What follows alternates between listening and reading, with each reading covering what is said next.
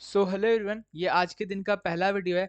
कल एक ही video upload हुआ था। कल यार मैं सीरियसली बहुत ज़्यादा बिजी था। एंड इनफैक्ट कल ही नहीं, मैं कुछ दिन से ही काफ़ी बिजी हूँ। इसी वजह से यार मतलब मैं बहुत ज़्यादा वीडियोस नहीं बना पा रहा। बट आज जो आपको पता होगा, आज काफ़ी सारे वीडियोस आने वाले हैं।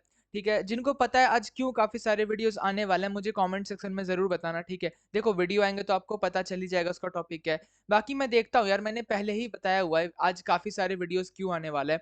और देखते हैं किनको याद रहता है। बट सिर्फ मैं एक हिंट देना चाहता हूँ कि आज 12 तारीख है। बस मैं इतना हिंट देना चाहता हूँ। बाकी यार बहुत लोग समझ गए होंगे। कमेंट करके मुझे जरूर बताना यार, मैं देखना चाहता हूँ किनको याद है आज का डेट और आज क्या क्या होने वाला है, क्या क्या मतलब किस किस के ऊपर आज वीडियो होने वाला है जो मैं ये चीज कह रहा हूँ। खैर, बहुत सारी बातें हो चुकी है, स्टार्ट करते हैं वीडियो को। तो आज का वीडियो कमेंट रिक्वेस्ट पे है। जैसे मैंने बोला था, काफी सारे कमेंट रिक्वेस्ट जो है वो एक साथ जमा हो गए थे, तो इसी वजह से थोड़ा लेट हो गया। तो यहाँ पे मैं आपको रिक्वेस्ट दिखाता हूँ। सबसे पहले तो देख सकते हो, इन्होंने कहा था मॉस्ट यूटिलिटी के बारे में कुछ बताइए, और एक दिन पहले का कमेंट है। तो उसके बाद इन्होंने एक और कमेंट किया था, आप यहाँ पे देख सकते हो। ठीक है, analysis about about stock most utility. तो ठीक है, आज हम इसी के बारे में बात करेंगे। तो स्टार्ट करते हैं।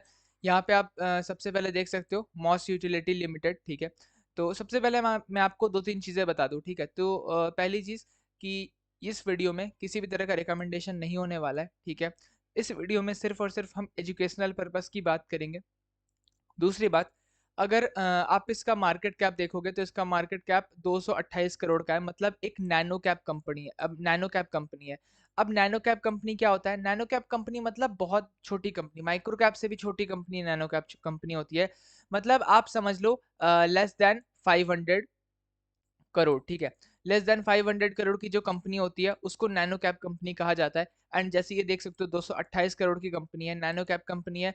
बहुत ज्यादा रिस्क है लेकिन रिटर्न भी बहुत ज्यादा है। मान लो अगर ये स्मॉल कैप हो जाती है, थोड़ा वैल्यूएशन भी इधर उधर ऊपर नीचे हो करके, ठीक है, कुछ हो करके, अगर ये मतलब आप मेरा कहने का मतलब समझो, कुछ भी हो, ठीक है, कुछ करके भी अगर ये 1000 करोड़ पहुंच गए ना, 1000 करोड़, ठीक है, तो आपका पैसा लगभग 4 गुना हो जाएगा। ठीक है, लगभग 4 गुना, मतलब थोड़ा ऊपर नीचे हो सकता है।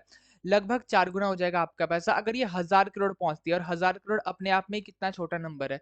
ठीक है, मार्केट के हिसाब से मैं बता रहा हूँ। अब मतलब अगर किसी पर्सनल आदमी के पास अपना 1000 करोड़ है तब तो बहुत बड़ा नंबर है। लेकिन हाँ, अगर 1000 करोड़ की कोई कंपनी है, 1000 करोड़ की, तो वो एक बहुत स्मॉल कैप कंपनी में भी बहुत छोटा माना जाता है।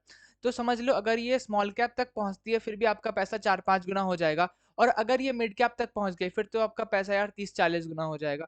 तो इतने छोटे कंपनीज में रिस्क क्या होता है? सिंपल रिस्क है, 91.5 है ना। आप समझ लो, या तो पहला वाला 9 हट जाएगा, या तो ऐसा होगा कि ये जो है 1 हट जाएगा, सिर्फ 9 रह जाएगा, 9 रुपए का स्टॉक हो जाएगा। या फिर ये जो 90 देख रहे हो, कल हो सकता है इसमें बहुत बड़ी गिरावट हो, या और ये हो सकता है और बहुत नीचे आ जाए। एक महीने बाद आप चेक करोगे तो 45 पे आपको ये मिल रहा हो। दो दो महीने 3 महीने बाद चेक करोगे तो ये आपको 30 रुपए पे मिल रहा हो। फिर चेक करोगे तो ये आपको 10 रुपए पे मिल रहा हो। ठीक है, फिर चेक करोगे आपको 1 रुपए पे मिल रहा हो। ठीक है, मतलब ये जो है ऐसे गिरेगा, आपको समझ में भी नहीं आएगा ये कब 228 करोड़ जो है वो कब यहाँ पे 100 करोड़, या फिर कब यहाँ पे 50 करोड़ हो जाएगा, या कब 20 करोड़ हो जाएगा, आपको पता भी नहीं चलेगा। कंपनी कैसे गायब हो जाएगी। तो जो भी है, स्टार्ट करते हैं वीडियो को। तो पहले मैंने आपको बता दिया बहुत रिस्की कंपनी है। मैं जिन्होंने कमेंट किया था इनको भी मैं बता रहा हूँ, प्रकाश जी। तो इनको भी मैं बता रहा हूँ कि यार बहुत रिस्की कंपनी है, तो आप थोड़ा देख करके ही जाना।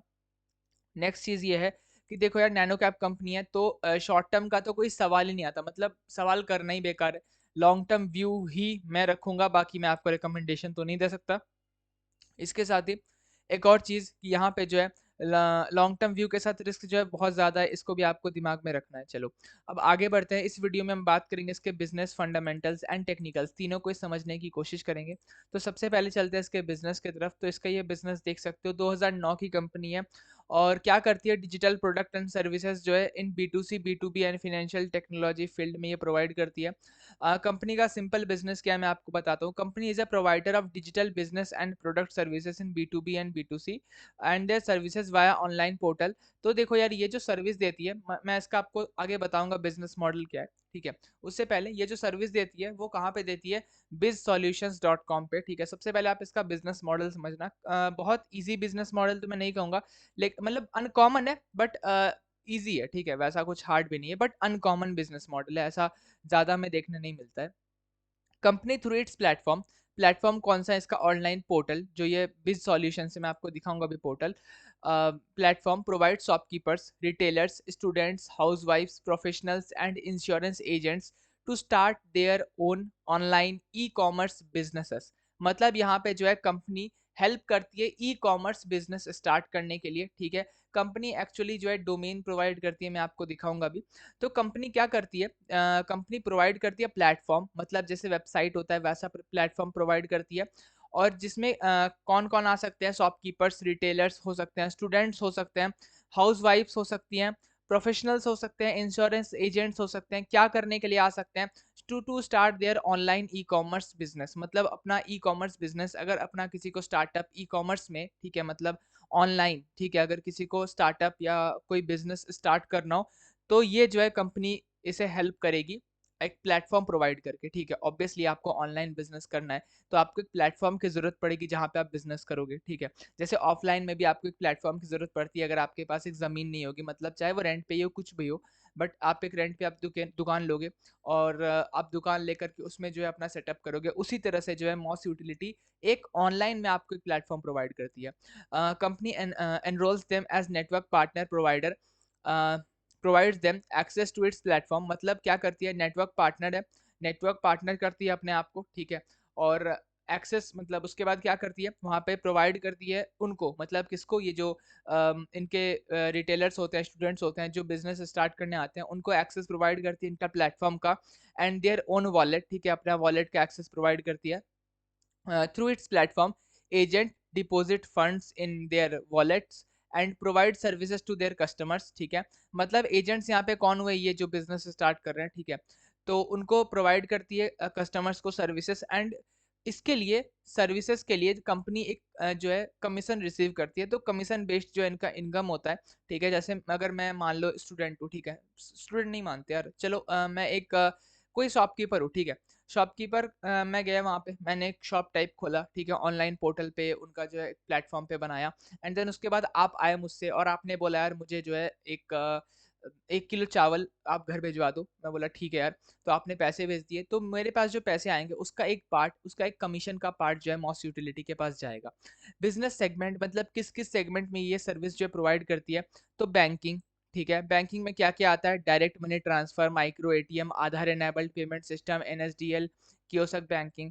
उसके बाद आता है ट्रैवल, बैंकिंग से 3% रेवेन्यू आता है, ठीक है, ट्रैवल से 1.3% रेवेन्यू आता है। अब ट्रैवल में क्या है? जैसे रेलवे टिकट बुकिंग हो गया, फ्लाइट टिकट बुकिंग हो गया, बस टिकट बुकिंग हो गया, होटल रूम बुकिंग हो गया, ये सब के लिए।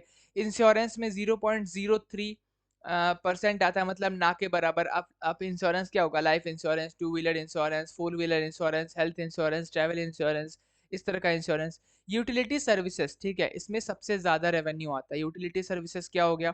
जैसे कि रिचार्ज हो गया, बिल पेमेंट हो गया, ठीक है। अब यहाँ पे क्रेडिट कार्ड बिल पेमेंट हो गया, पैन कार्ड एप्लीकेशन हो गया, ठीक है। मतलब जो बिल पेमेंट सिस्टम होता है, ठीक है, कैश मैनेजमेंट सिस्टम हो गया, जो यूटिलिटी सर्विस, उससे 90% रेवेन्यू आता है। मतलब बस यही जो ये जो डी वाला जो फोर्थ पार्ट है इसका, ठीक है, फोर्थ जो सेगमेंट है, इसी से इसका जो है सारा सारा रेवेन्यू 90.7, मतलब पूरा का पूरा ही आप कह सकते हो आता है। बाकी एंटरटेनमेंट सर्विसेज से इसका जो है 3% आता है, जैसे amusement parks, aqua parks, film cities. Franchisee से इसका जो है 2% आता है। अब फ्रेंचाइजी में आप देख सकते हो क्या क्या चीज़ें हैं। अदर सर्विसेज में इसके जो है कुरियर सर्विस है, जिससे 0.07 आता है परसेंटेज। बट ओवरऑल अगर मैं कहूँ तो कुछ तो इसके बिल्कुल भी नहीं चलते हैं। जैसे एग्जाम्पल के लिए इसका ट्रैवल बिल, मतलब ट्रैवल तो 1% रेवेन्यू देता है, बिल्कुल नहीं चलता है। इंश्योरेंस 0.03, इसमें तो लगता है बहुत ही, मतलब मेरे हिसाब से कुछ 500 या 200 कस्टमर्स भी होंगे कि नहीं, मुझे थोड़ा डाउट है। खैर, यूटिलिटी सर्विस में इसका सबसे ज़्यादा, मतलब सब कुछ तो इसी में है। एंटरटेनमेंट में 3% है, फिर भी है। फ्रेंचाइजी में 2%, और अदर सर्विसेज तो कुछ भी नहीं है, ठीक है। तो मतलब सब में जो है 3%, 2%, 3%, 2% करके ही है, ठीक है। बस यहाँ पे यूटिलिटी में ज़्यादा है। नेटवर्क पार्टनर्स के बारे में बात करें तो सॉरी 1,68,000 मेंबर्स जो है network partner, distributors, master distributors मिला जुला करके हैं। नेटवर्क पार्टनर्स अगर स्टेट वाइज बात करें कि एक स्टेट में कितने नेटवर्क पार्टनर्स हैं, तो असम, बिहार, दिल्ली, आप इस तरह से नंबर वाइज देख सकते हो कहाँ कहाँ पे कितने पार्टनर्स हैं, ठीक है। और बाकी जो है आप यहाँ पे अगर आप चाहो promotion of Bollywood films at film city, तो ये सब भी पढ़ सकते हो। बाकी रेवेन्यू कंट्रीब्यूशन के बारे में बात करें तो कंपनी ने 75% रेवेन्यू, 72% रेवेन्यू जो है अपने पूरे रेवेन्यू का, मतलब अगर मान लो 100 करोड़ का इनका रेवेन्यू है, मैं एग्जांपल के लिए बता रहा हूँ, 100 करोड़ का इनका रेवेन्यू है, तो 100 करोड़ में से जो 50 करोड़, सॉरी 72 करोड़ जो है, ठीक है, 100 करोड़ में से वो यहाँ पे टॉप 10 कस्टमर से, ये जो 72 करोड़ है ये इनके टॉप 10 कस्टमर से आया हुआ है। एंड बाकी के जो बचे, बाकी के कितने बचे, बाकी के जो 28 करोड़ बचे, वो 28 करोड़ रेस्ट इसके जो कस्टमर्स है और उनसे आया हुआ है, ठीक है। और आईपीओ डिटेल्स अगर आप चाहो तो यहाँ पे रीड कर सकते हो। बिजनेस मैंने आपको काफी डिटेल में समझा दिया। मैं एक बार ये जो वेबसाइट जो मैंने आपको बताया, इनका जो ऑनलाइन पोर्टल है, ठीक है, बिज सॉल्यूशंस वाला, बिजनेस सॉल्यूशन वाला जो इसका पोर्टल है, वो यहाँ पे मैं ओपन करता हूँ तो ये देख सकते हो, ठीक है, bizsolutions.com। जो यहाँ पे इसका जो डोमेन है ये इतने डॉलर का है, $2695, मतलब अ, अब यहाँ पे 80 से मल्टीप्लाई कर लो, 80 से मतलब 82 आसपास चल रहा है, 82 से मल्टीप्लाई कर लो। और यहाँ पे देख सकते हो ओनली इतना dollar per month for 24 months. फिर यहाँ पे जो है कस्टमाइज, ठीक है, और मतलब ये तो खैर ये तो ये है, कुकीज़ है। बाकी अगर आप होम पेज पे जाना चाहते हो अकाउंट, और यहाँ पे बहुत चीज़ें हो सकती हैं, यहाँ पे कुछ सर्च करने का भी है, जैसे देखो आपको डोमेन पे लॉगिन पासवर्ड ये सब क्या क्या मांग रहा है, तो जो भी है, ठीक है, ये इसका हो गया। एंड ये जो है मॉस वर्ल्ड डॉट कॉम, ठीक है, उसका ये जो है इंटरफेस कुछ ऐसा है, ठीक है, यहाँ पे आप देख करके भी समझ सकते हो। हर दुकान की नई रुख हम है मॉस प्रमुख, तो इस तरह से जो है आप ये सब भी देख सकते हो। सर्विसेज जैसे banking, travel, insurance, API wallet and courier service, utility service में सब देख सकते हो, है ना। तो ये सब चीज़ें हैं। एंड यहाँ पे आप देख सकते हो पार्टनर्स कौन कौन है, आईसीआईसीआई बैंक, आईआरसीटीसी, ठीक है, उसके बाद ये देखो एनपीसीआई, ठीक है, तो उसके बाद NSDL payments bank, yes bank, और कौन कौन है, उसके बाद भीम यूपीआई वाला जो भीम है वो है, फिर उसके बाद एपीएस है, बीबीपीएस है, और क्या क्या है, ठीक है, हाँ बीबीपीएस है, एपीएस है, तो जो भी है इस तरह से है। एंड बस यहाँ पे जो है अगर आप स्टार्ट करना चाहते हो, ठीक है, तो यहाँ पे जो है स्टार्ट स्टार्ट पे क्लिक करके आप जा सकते हो। तो अब वापस आते हैं, इसके थोड़े फंडामेंटल्स के बारे में बात कर लिया जाए। तो सबसे पहले जैसे मैंने आपको बताया इसका मार्केट कैप बहुत छोटा है, तो यार आप ज़रूर से इसके मार्केट कैप को भूलना मत, ठीक है। बहुत रिस्की है, बहुत रिस्की, मतलब जितना आप रिस्की सोच सकते हो उससे भी एक ज़्यादा और सोच लो, ठीक है, इतना रिस्की है। खैर यहाँ पे आगे बढ़ते हैं एंड सबसे पहले चलते हैं क्वार्टर्स में। तो कंपनी के कुछ खास नंबर्स नहीं है, रिसेंटली इसका आईपीओ आया था, अप्रैल में लिस्ट हुआ था। तो सेल्स अगर आप देखोगे तो हमारे पास दो ही डेटा है फिलहाल, तो मार्च 22 एंड 23 का। तो सेल्स यहाँ पे देखोगे तो बढ़ा है, देखो ईयर ऑन ईयर बेसिस पे यहाँ पे कंपैरिजन हो रहा है, ठीक है। सेल्स इंक्रीज हुआ है, ऑपरेटिंग प्रॉफिट इंक्रीज हुआ है, मार्जिन को इंक्रीज किया गया है, प्रॉफिट बिफोर टैक्स इंक्रीज हुआ है, नेट प्रॉफिट इंक्रीज हुआ है। ये हाफ ईयर, ये जो नंबर है, ठीक है, ये जो क्वार्टर ऑन क्वार्टर कंपेरिजन यहाँ पे किया गया, ठीक है, sorry year on year comparison जो हमने किया यहाँ पे, मुझे ये नंबर्स तो काफ़ी अच्छे लगे, ठीक है, ये नंबर्स अच्छे हैं। और आगे अगर हम देखें प्रॉफिट एंड लॉस स्टेटमेंट में, तो यहाँ पे जो है कुछ चीज़ें मुझे थोड़ी सी अजीब सी लगी, मतलब अजीब नहीं लगी एक्चुअली, पहले इंस्टेंस पे आपको अजीब लगेगा, बट बाद में मेरे को इसका रीज़न हो सकता है ये है रीज़न, मुझे ऐसा लग रहा है। देखो 19-20 अगर आप देखोगे तो सेल्स बहुत अच्छे थे, 800-500 करोड़ के सेल्स थे, ठीक है, बट उसके बाद जो है सेल्स में बहुत ज़्यादा ड्रॉप आया। क्यों? तो कोरोना की वजह से बहुत ज़्यादा ड्रॉप आया, ठीक है। अब यार देखो ये तो ऑनलाइन बिजनेस स्टार्ट करने वाला था, तो कोरोना की वजह से कुछ खास ड्रॉप तो आना नहीं चाहिए था, बट हाँ फिर भी ड्रॉप आया। उसके बाद यहाँ पे अगर आप देखोगे, उसके बाद यहाँ पे जो है सेल्स जो है फिर से बढ़ना स्टार्ट हुआ, बट हाँ अभी भी इनकंसिस्टेंट है, मतलब 114 से घट करके इस बार 106 हो चुका है। तो पहला चीज तो ये, तो बाद में मुझे समझ में नहीं आया इतना कम क्यों हो गया, ठीक है, मतलब उसके बाद ये रिकवर नहीं किया। तो देखो यार एक तो बहुत छोटी कंपनी है, सेकंड चीज कि मुझे मुझे ऐसा लग रहा है कि ये कंपनी अब अपने मार्जिन पे ध्यान दे रही है, क्योंकि आप देखो 800 करोड़ का सेल्स करके भी कंपनी को सिर्फ 3 करोड़ का प्रॉफिट होता था, और वहां पे 800 करोड़ से 1/8, ठीक है, 1/8 टाइम्स, ठीक है, 8 गुना कम ये भी कह सकते हो, 1/8 टाइम्स जो है वो यहाँ पे कम सेल्स हो रहा है, बट प्रॉफिट जो है उससे डबल किया जा रहा है, मतलब 800 करोड़ पे जितना प्रॉफिट होता था 100 करोड़ पे उससे दुगना से भी ज्यादा हो रहा है।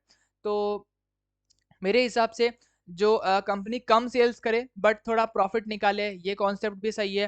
कंपनी पहले जो है अपने जैसे जोमेटो जो करती है, अब बहुत लोगों को जोमेटो का जो बिजनेस मॉडल थोड़ा सा अजीब लगता है कि कंपनी जो है पहले अपने पूरे कस्टमर्स को एक्वायर कर रही है, मतलब मार्केट कैप पकड़ रही है, मार्केट शेयर होल्ड कर रही है। मार्केट शेयर अगर एक बार बन जाएगा उसके बाद तो फिर प्रॉफिटेबिलिटी आ ही जाएगा, ठीक है, कस्टमर्स को होल्ड कर रही है।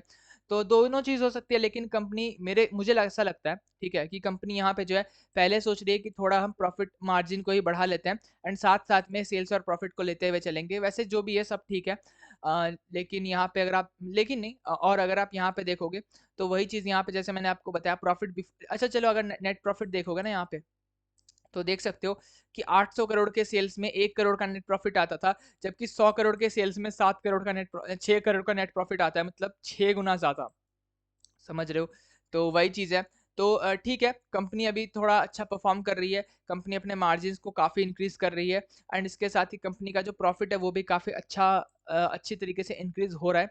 अगर आप यहाँ पे देखोगे, ठीक है, कंपाउंडेड सेल्स ग्रोथ, तो वही आपको दिखेगा नेगेटिव। क्यों नेगेटिव? क्योंकि कंपनी अपने सेल्स को कंपनी ने ड्रॉप कर दिया है या फिर ड्रॉप हो चुका है, उसके बाद कंपनी जो है ड्रॉप हुआ, उसके बाद कंपनी सोच रही है कि अब हम प्रॉफ़िट करते हुए सेल्स करेंगे, तो इसी वजह से सेल्स ग्रोथ आपको नेगेटिव दिखेगा।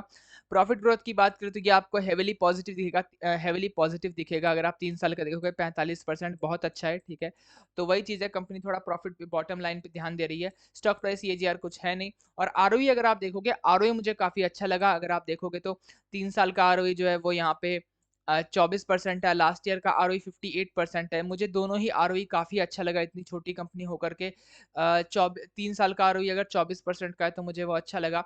तो वही चीज़ है, कंपनी थोड़ा-सा आरओई पे ही ध्यान दे रही है, आरओई और देखो कंपनी जो है अब तीनों पे ध्यान दे रही है। पहले ध्यान दे रही थी शायद सेल्स ग्रोथ पे, इसी वजह से 800 करोड़ की सेल्स कर रही थी। बट कंपनी ने सोचा यार सिर्फ सेल्स ग्रोथ देखने से नहीं होगा, हमें आरओई भी देखना होगा, हमें प्रॉफिट ग्रोथ भी देखना होगा। तो अब कंपनी तीनों पे ध्यान दे रही है, तो ये एक अच्छी बात है। बाकी अगर हम बैलेंस शीट पे चले तो कुछ बैलेंस शीट है ही नहीं, कुछ सीडब्ल्यूआईपी चल रहा है, कुछ बोरिंग्स है, कुछ रिजर्व्स हैं, ठीक है। बहुत कम बोरिंग्स रिजर्व्स है, बाकी आप देख सकते हो कुछ खास है ही नहीं यार। ना रिजर्व्स है ना बोरिंग्स है, 7 करोड़ के रिजर्व्स है, 8 करोड़ की बोरिंग्स है, तो कुछ खास नहीं है। अगर हम बात करें इन्वेस्टर्स के बारे में तो यहाँ पे जो है इन्वेस्टर्स का शेयर होल्डिंग पैटर्न मुझे जो है गुड लगा। मैं यहाँ पे वेरी गुड भी नहीं कहूँगा, लेकिन मैं यहाँ पे ओके भी नहीं कहूँगा। गुड क्यों लगा? प्रोमोटर का शेयर होल्डिंग 64.67, मैं कहता हूँ अगर माइक्रो कैप है तो 70 के रेंज में होना चाहिए, बट 64 है, फिर भी चलो यार मैं मान लेता हूँ 65 के ही आसपास है, तो ओके ओके सा है मेरे लिए। एफ आई डी आई जो है यहाँ पे बिल्कुल नहीं है, लेकिन एफ आई आईज यहाँ पे 8% है, तो ये एक अच्छी बात है। पब्लिक की बात करें तो पब्लिक आपको लगेगा 25% है, चलो ठीक है, अच्छा है। लेकिन मैं सवाल ये आपसे ये पूछता हूँ कि रिटेल इन्वेस्टर कितने हैं ये बताओ। तो रिटेल इन्वेस्टर अगर आप देखने जाओगे तो देख लो यहाँ पे 6 7 8 9 10 11 12, ठीक है। अगर मैं इसे 12 पकड़ता हूँ ऊपर नीचे करके अप्रोक्सीमेटली काउंट करके, तो यहाँ पे 25 या 26 में से अगर आप 12 12 माइनस करोगे तो होता है 14, ठीक है। तो 14% जो है वो यहाँ पे रिटेल इन्वेस्टर के पास है, जो मुझे लगता है काफ़ी कम शेयर होल्डिंग है एंड दिस इज़ गुड, ठीक है। तो मैं इसीलिए मैंने जो है इसको अच्छा कहा शेयर होल्डिंग को, लेकिन बहुत अच्छा क्यों नहीं कहा, क्योंकि मुझे पब्लिक का जो शेयर होल्डिंग है वो थोड़ा-सा कम लग रहा है। बाकी यहाँ पे जो है आगे बढ़ते हैं एंड अब चलते हैं इसके टेक्निकल्स में। टेक्निकल्स में अगर आप देखोगे तो मार्केट अभी जस्ट ओपन ही हुआ है, ठीक है, मतलब थोड़ा देर पहले ओपन हुआ है एंड ये ओपन मार्केट है। तो मैं आपको अगर सही बताऊँ, जब मैं वीडियो बना रहा था तब जो है ये ग्रीन कैंडल यहाँ तक बन गया था एकदम टॉप तक, अब जो है ग्रीन कैंडल नीचे आ गया। तो देखो अभी तो कुछ कहा नहीं जा सकता, लेकिन ये जो है एक सपोर्ट इसका बन सकता है, ठीक है। एंड ये अगर सपोर्ट बनता है, ठीक है, आप देख लेना, आप थोड़ा सा वेट करो, ठीक है। अभी तो मैं जस्ट जहाँ पे वीडियो बना रहा हूँ उस टाइम पे तो कुछ समझ में नहीं आएगा, थोड़ा वेट करो। अगर ये कैंडल का क्लोजिंग जो है पॉजिटिव हो जाता है एंड अगला कैंडल ऊपर खुलने लगता है, तो समझ लेना यहाँ से ये सपोर्ट मिल चुका है एंड देन उसके बाद जो है आप जा सकते हो। ये जो है एक रेजिस्टेंस के जैसा थोड़ा काम करेगा, ये एक सपोर्ट है। आप देख सकते हो, रिकमेंडेशन में कुछ नहीं देना चाहता, बट हाँ अभी तक मैं ये ज़रूर कहूँगा कि कोई ऐसा देखो, अगर ये देखोगे ना ये नीचे ही जाया जा रहा है, ठीक है, अभी तक तो अभी ऐसा कुछ मेरे को दिख नहीं रहा है जिससे मैं ये कंफर्म होकर के कह सकूँ कि यार इसका ट्रेंड चेंज हो चुका है, इसका ट्रेंड अब नेगेटिव से पॉजिटिव हो चुका है। मुझे ऐसा नहीं दिख रहा। इसका जो ये लेवल है, ये लेवल ब्रेक भी हो सकता है, ठीक है। चांसेस काफ़ी कम है ब्रेक होने के, बट हाँ ब्रेक भी हो सकता है। और अगर ये ब्रेक हो गया तो आपको नए लो का वेट करना होगा, कब ये जो है अपना ये जो बियरिश ट्रेंड है इसको चेंज करेगा। काफ़ी जल्दी ही चेंज कर लेगा मेरे हिसाब से। बट देखो यार एक चीज़ ये भी होती है कि कुछ देखो जब आप बहुत छोटे कंपनीज़ में nano caps and micro caps इनमें आ जाओगे ना, तो ये मार्केट ट्रेंड को फॉलो नहीं करता। अगर मार्केट भाग रहा है एंड ये अपने हिसाब से ही भागेंगे, मतलब आपको कोई लिंक नहीं दिखेगा अगर आप इतने छोटे कंपनीज़ में आ जाओगे। आप जितने बड़े कंपनीज़ में जाते रहोगे उतना आपको बुल रन के साथ लिंक दिखेगा।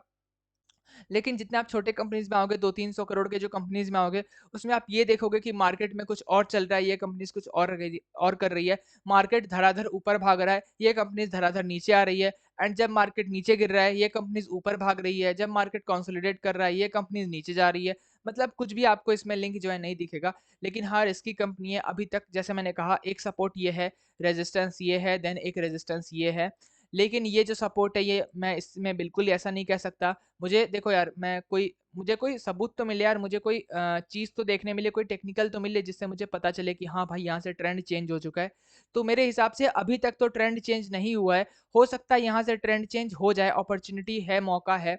और हो सकता है, चांसेस भी है। बट होगा या नहीं होगा वो तो बाद में पता चलेगा। चलो यार, एंड करते हैं वीडियो को।